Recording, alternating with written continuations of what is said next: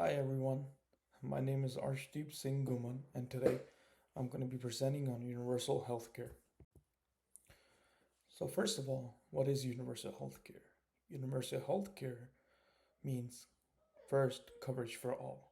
So, it means that every resident of the country or region is entitled to receive healthcare services regardless of their incomes, employment status, or any pre existing health conditions. Next, we have is access to all services. So, under universal healthcare promotes equitable access to health services, aiming to reduce disparities in health outcomes among different socioeconomic groups, entities, and geographic regions. So, it means every service means there's no distinction between any service that's provided. Next, we have is no hidden fees or fees at all. So universal healthcare means there's no charges at all. Everybody is provided with the healthcare. And the next is no financial hardship. There's no money to be paid. There's no bills that's gonna come to you. So that's what it means by no financial hardships. So why is universal healthcare important? So first of all is health equity. Universal healthcare ensures that everyone, regardless of their socioeconomic status, has access to essential healthcare services. This promotes health equity by reducing disparities in health outcomes between different income groups, ethnicities, and geographic regions. So, financial protection. Universal healthcare protects individuals and families from financial hardships due to medical expenses.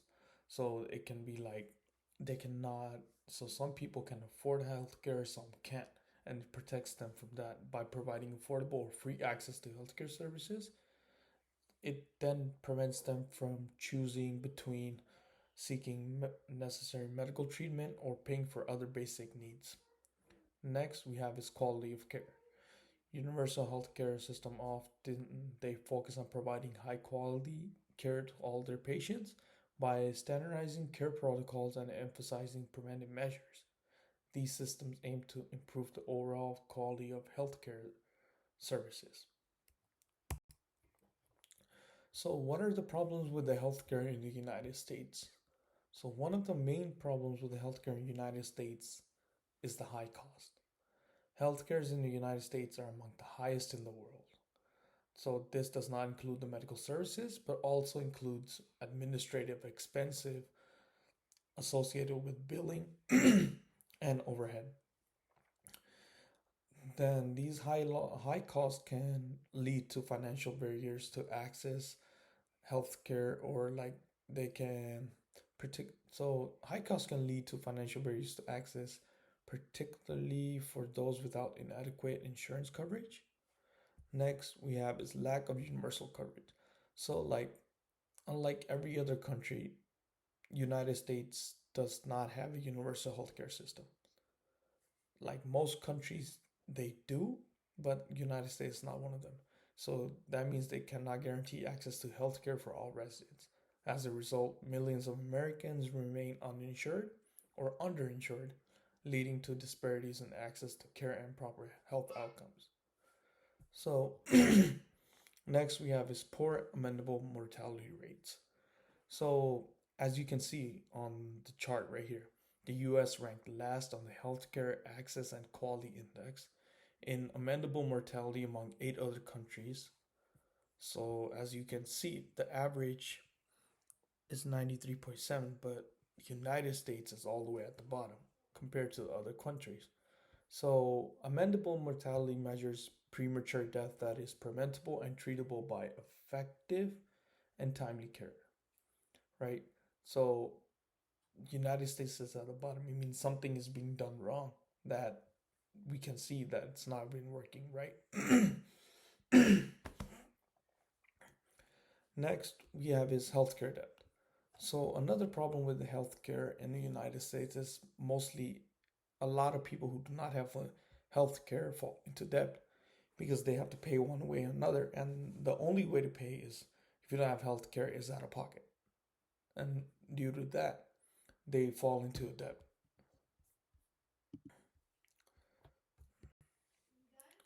Now, as you see this chart right here, it represents the US per capita healthcare spending in over twice of, well, so as you can see that according to this chart, United States spending is more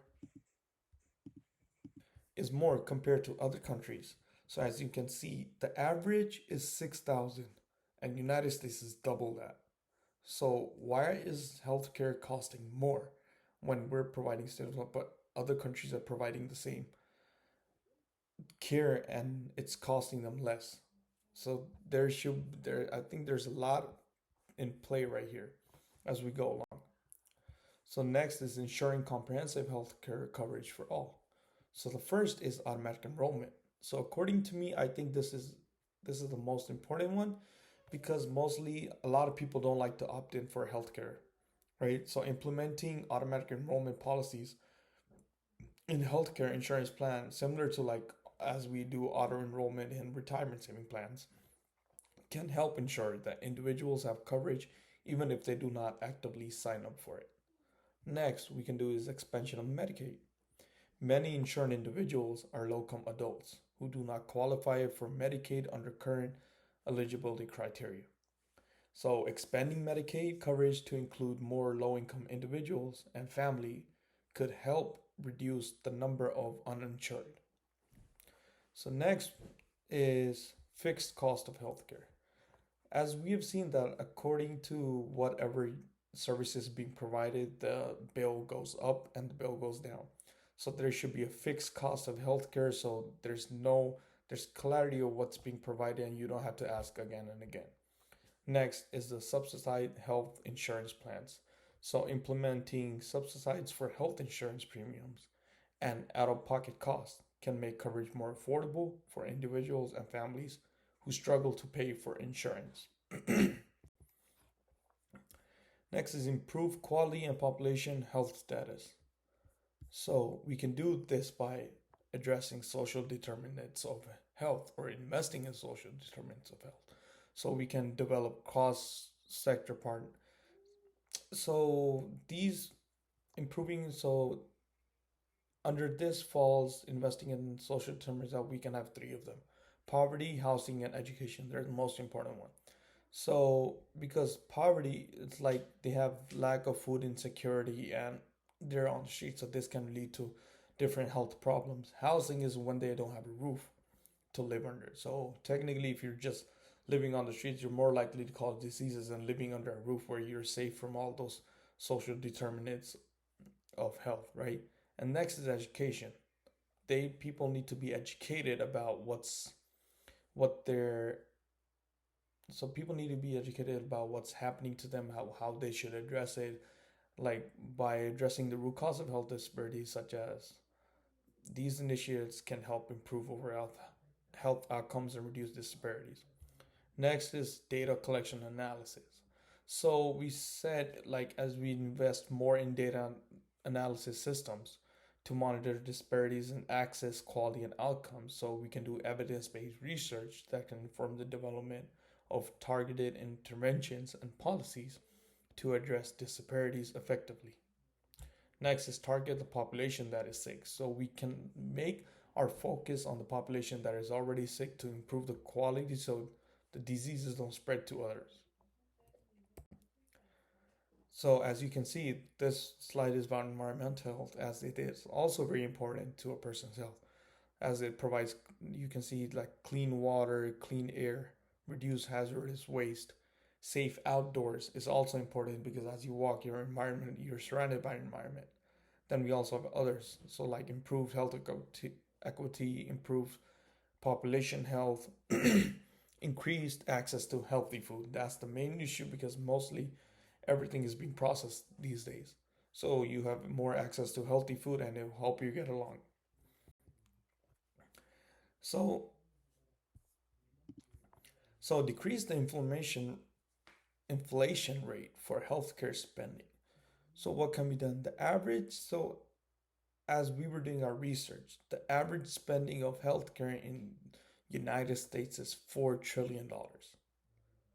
This is a lot according to what other countries we have seen, or as it was mentioned in the videos we were supposed to see.